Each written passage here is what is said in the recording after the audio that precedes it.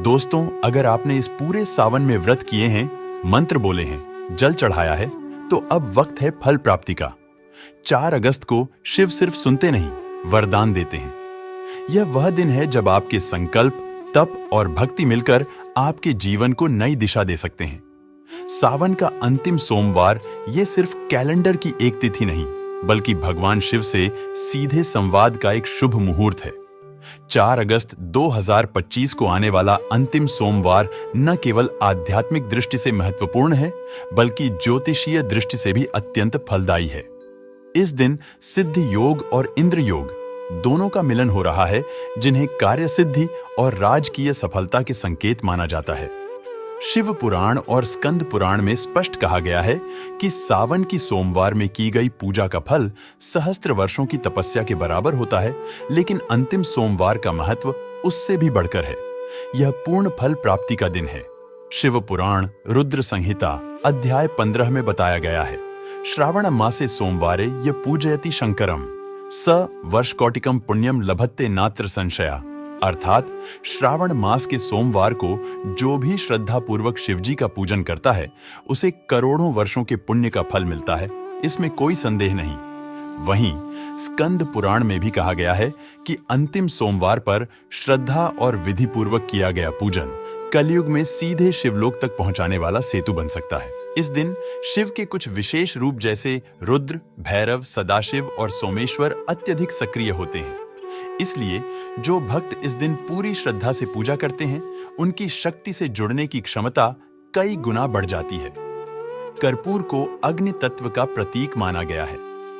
शिव पुराण में बताया गया है कि जब कर्पूर मिश्रित जल से शिवलिंग पर अभिषेक किया जाता है, तब अनिष्ट ग्रह राहु, केतु, शनि भी शांत हो जाते हैं। शिव पुराण कहता है कि यदि गंगा जल के साथ अन्य 6 पवित्र नदियों का जल, नदियां गंगा, यमुना, सरस्वती, नर्मदा, गोदावरी, कावेरी, सिंधु मिलाकर अभिषेक किया जाए, तो 7 जन्मों के पाप नष्ट हो जाते हैं। 108 बार ओम नमो भगवते रुद्राय का जाप, यह मंत्र शिव का रुद्र रूप जगाने वाला है। इसे रुद्राक्ष की माला से जापने से राहु केतु दोष, भय, मानसिक क्लेश और रण जैसे दोष नष्ट हो जाते हैं। दोस्तों, शिवलिंग पर हल्दी या सिंदूर न चढ़ाएं। तुलसी के पत्ते अर्पित करना वर्जित है। लोहे या स्टील के पात्र से जल न चढ़ाएं। बिना स्नान किए शिवलिंग स्पर्श न करें। शिव के प्रसाद में नमक न हो। सावन का अंतिम सोमवार, इस बार बना सिद्धि योग और इंद्र योग का शुभ संयोग। शिव बरसाएंगे कृपा। सावन मास का अंतिम सोमवार इस वर्ष 4 अगस्त को पड़ रहा है और इस दिन का महत्व केवल शिव भक्ति तक सीमित नहीं रहेगा, बल्कि पंचांग के अनुसार 2 अत्यंत शुभ योग, इंद्र योग और सर्वार्थ सिद्धि योग, इस दिन को और भी विशेष बना रहे हैं। सावन का अंतिम सोमवार, इस बार बना सिद्धि योग और इंद्र योग का शुभ संयोग। 4 अगस्त 2025 का अंतिम सावन सोमवार केवल एक पूजा का दिन नहीं है, बल्कि सिद्धि और इंद्र योग का शक्तिशाली संयोग बनकर आया है। जो भी श्रद्धा और नियम से इस दिन व्रत करता है, उसे भगवान शिव की विशेष कृपा प्राप्त होती है और जीवन की जटिलताएं सरल हो सकती हैं। ऐसे दुर्लभ योग हर साल नहीं बनते, इसलिए इसे खोना नहीं चाहिए। पूरे श्रावण महीने में भक्त शिवजी को प्रसन्न करने के लिए व्रत, पूजन और जलाभिषेक करते हैं, लेकिन अंतिम सोमवार को जब इस तरह के शुभ योग बने, तो उसका फल कई गुना अधिक मिलना निश्चित माना जाता है। मित्रों, इंद्र योग और सर्वार्थ सिद्धि योग कब से कब तक पंचांग गणना के अनुसार 4 अगस्त को सुबह से ही विशेष संयोगों की शुरुआत हो जाएगी। सर्वार्थ सिद्धि योग सुबह 5:18 से 9:12 तक सक्रिय रहेगा। वहीं इंद्र योग सुबह 7:06 से 7:25 तक रहेगा। ये दोनों योग अत्यंत फलदायी माने जाते हैं और विशेष रूप से पूजा, संकल्प, मंत्र जप और साधना के लिए श्रेष्ठ माने गए हैं। शिव भक्तों के लिए यह सोमवार इसलिए भी खास है क्योंकि यह श्रावण मास के व्रतों की पूर्णता का दिन है। ऐसे में जब सर्वार्थ सिद्धि और इंद्र योग जैसे शुभ मुहूर्त साथ बन रहे हों, तो भक्तों को चाहिए कि वे इस दिन शिवलिंग पर पंचामृत से अभिषेक करें, महामृत्युंजय मंत्र का जाप करें और पूरे दिन व्रत के नियमों का पालन करें।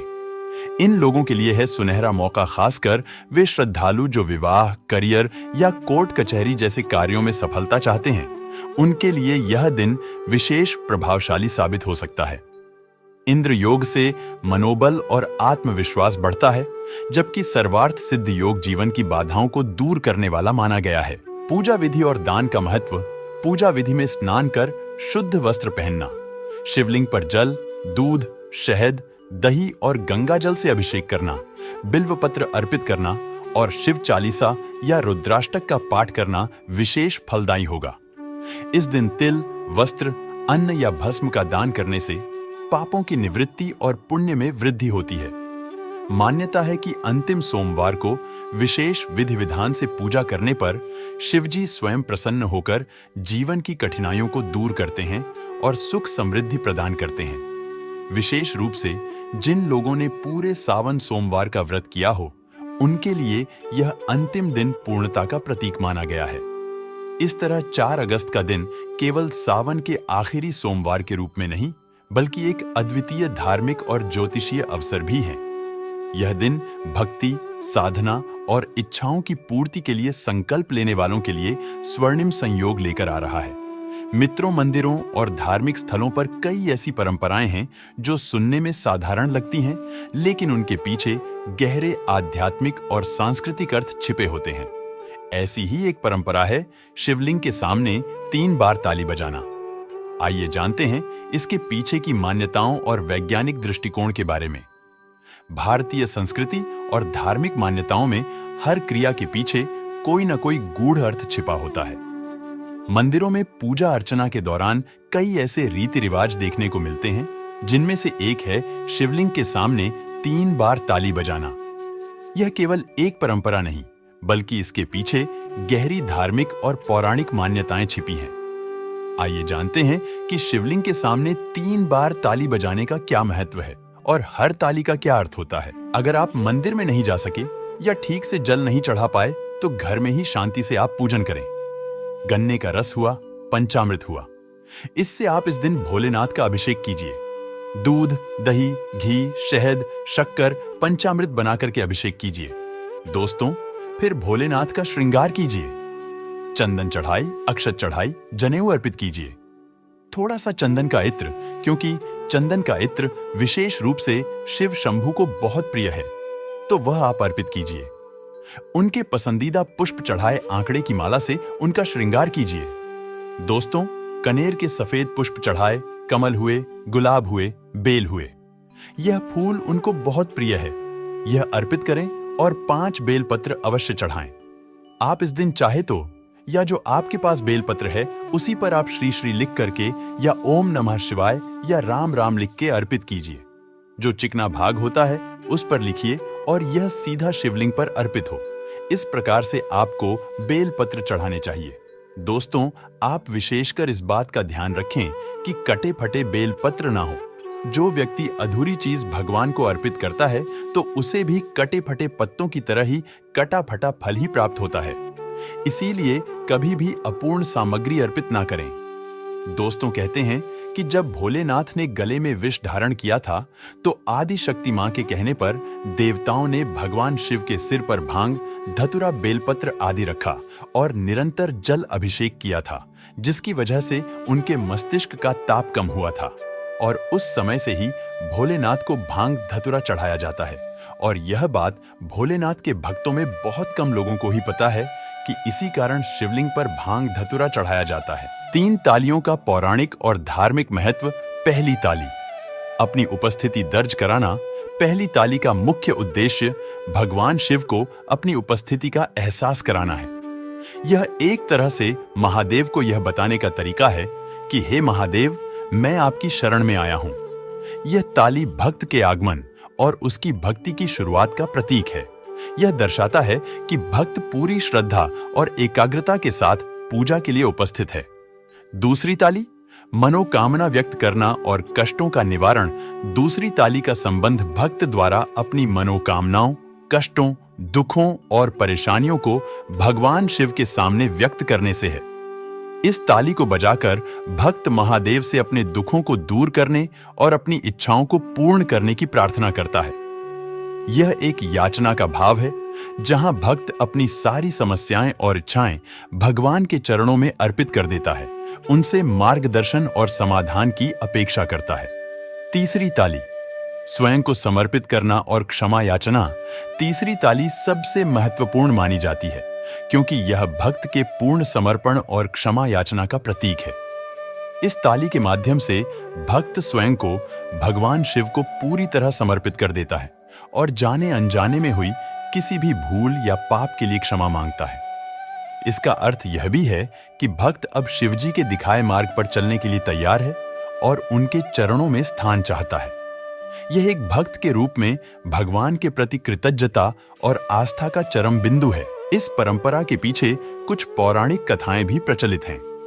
रावण की कथा। एक मान्यता के अनुसार लंकापति रावण ने जब शिव मंदिर में 3 बार ताली बजाई थी तो उसे राजपाट का वरदान प्राप्त हुआ था। यह दर्शाता है कि सच्चे हृदय से बजाई गई तालियां और की गई प्रार्थना भगवान को प्रसन्न करती है और मनोकामनाएं पूर्ण होती हैं।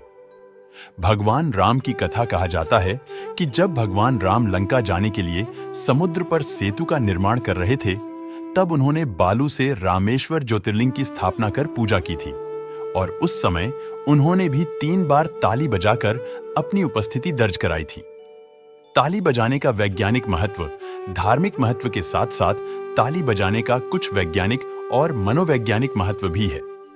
ताली बजाने से शरीर में रक्त संचार बेहतर होता है और ऊर्जा का संचार होता है। यह एकाग्रता बढ़ाने में भी मदद करता है और मन को शांत करता है, जिससे व्यक्ति पूजा अर्चना में और अधिक लीन हो पाता है। कुल मिलाकर शिवलिंग के सामने 3 बार ताली बजाना सिर्फ एक रीति रिवाज नहीं है, बल्कि यह भक्ति, समर्पण, याचना और ईश्वर से जुड़ने का एक महत्वपूर्ण माध्यम है। यह परंपरा भक्तों को भगवान शिव के करीब लाने और उनकी कृपा प्राप्त करने का एक पवित्र तरीका है। तो दोस्तों, इस प्रकार से होती अंतिम सोमवार की व्रत पूर्ण मित्रों, यह जानकारी कैसा लगा हमें कमेंट करके जरूर बताएं। और हाँ, कमेंट में ओम नमः शिवाय, हर हर महादेव लिखना बिल्कुल भी ना भूलें और वीडियो को लाइक करना बिल्कुल भी ना भूलना। साथ ही साथ चैनल को भी सब्सक्राइब कर लीजिएगा। धन्यवाद।